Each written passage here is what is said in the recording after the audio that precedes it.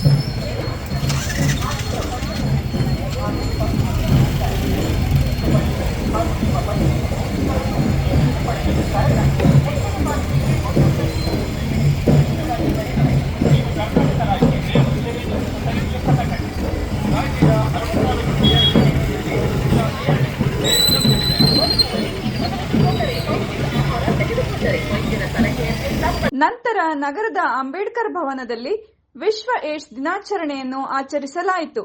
ಕಾರ್ಯಕ್ರಮಕ್ಕೆ ಚಿಕ್ಕಮಗಳೂರು ಜಿಲ್ಲಾ ಆಸ್ಪತ್ರೆಯ ಜಿಲ್ಲಾ ಸರ್ಜನ್ ಡಾಕ್ಟರ್ ಮೋಹನ್ ಕುಮಾರ್ ಅವರು ಜ್ಯೋತಿ ಬೆಳಗುವ ಮೂಲಕ ಚಾಲನೆ ನೀಡಿದರು.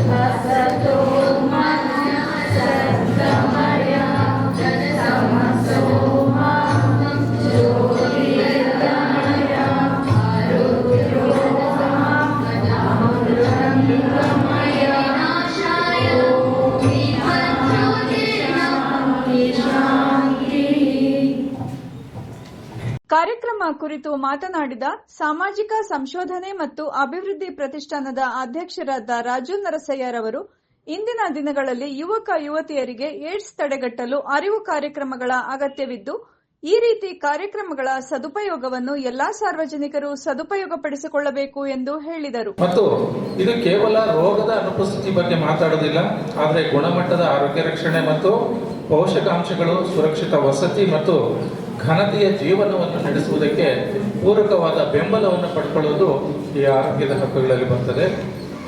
ಅದರಲ್ಲೂ HIV ವಾಸಿಸುವವರಿಗೆ ಈ ಹಕ್ಕು ವಿಶೇಷವಾಗಿ ನಿರ್ಣಾಯಕವಾಗಿ ಔಷಧಿಗಳನ್ನು ತೆಗೆದುಕೊಳ್ಳಲು, ಅಂದರೆ ART ಮಾತ್ರೆಗಳನ್ನು ತೆಗೆದುಕೊಳ್ಳಲು, ಮಾನಸಿಕ ಆರೋಗ್ಯ ಮತ್ತು ಬೆಂಬಲಗಳನ್ನು ಪಡೆದುಕೊಳ್ಳಲು, ಕಳಂಕ ಮುಕ್ತ ಪರಿಸರಗಳಿಗೆ ಹೊಂದಿಕೊಳ್ಳಲು ಈ ಆರೋಗ್ಯದ ಹಕ್ಕು ಮೂಲಭೂತವಾಗಿದೆ. ಸರಿಯಾದ ಮಾರ್ಗ ಅಂತ ಹೇಳಿದ್ರೆ ನಾವು ಯಾವಾಗಲೂ ತಿಳ್ಕೊಳ್ತಿರ್ತೀವಿ, ತಪ್ಪು ತಿಳುವಳಿಕೆಗಳಿಂದ ಮುಕ್ತವಾಗಿರುವಂಥದ್ದು, ಜ್ಞಾನವನ್ನು ಹೆಚ್ಚಿಸಿಕೊಳ್ಳೋದು, ಸರಿಯಾದ ಮಾಹಿತಿಗಳನ್ನು ಪಡ್ಕೊಳ್ಳೋದು, ಅರಿವಿನಿಂದ ಸರಿಯಾದ ಮಾರ್ಗ ಪ್ರಾರಂಭ ಆಗ್ತದೆ. ಈ ಅರಿವನ್ನು ಮೂಡಿಸಲಿಕ್ಕೆ ನಾವು ಈಗಾಗಲೇ 4 ದಶಕಗಳಿಂದಲೂ ಕಾರ್ಯಕ್ರಮಗಳನ್ನು ಮಾಡ್ತಾನೆ ಇದ್ದೀವಿ. ಆದರೆ ಸೋಂಕಿತರ ಪ್ರಮಾಣ ದಿನೇ ದಿನೇ ಜಾಸ್ತಿ ಆಗ್ತಾನೆ ಇದೆ. ಕಳೆದ ವರ್ಷ ಇದೇ ವೇದಿಕೆಯಲ್ಲಿ ನಾವು ಹೇಳಿದ್ವಿ, ನಮ್ಮ ಕರ್ನಾಟಕ ರಾಜ್ಯದಲ್ಲಿ 2,75,000 HIV ಸೋಂಕಿತರಿದ್ದಾರೆ ಅಂತೇಳಿ. ಆದರೆ ಇವತ್ತಿನ ಅಂಕಿಅಂಶಗಳ ಪ್ರಕಾರ ಅದು 2,80,000ಕ್ಕಿಂತ ಮೇಲೋಗಿದೆ. ಹಾಗಾಗಿ HIV ಸೋಂಕಿನ ಪ್ರಮಾಣ ಅಥವಾ HIV ಬದುಕುತ್ತಿರುವವರ ಸಂಖ್ಯೆ ಇನ್ನೂ ಜಾಸ್ತಿ ಆಗ್ತಾನೆ ಇದೆ. ನಾವು ಕಳೆದ 40 ವರ್ಷಗಳಿಂದ ಜಾಗೃತಿ ಮಾಡ್ತಾನೆ ಇದ್ದೀವಿ ಕೂಡ.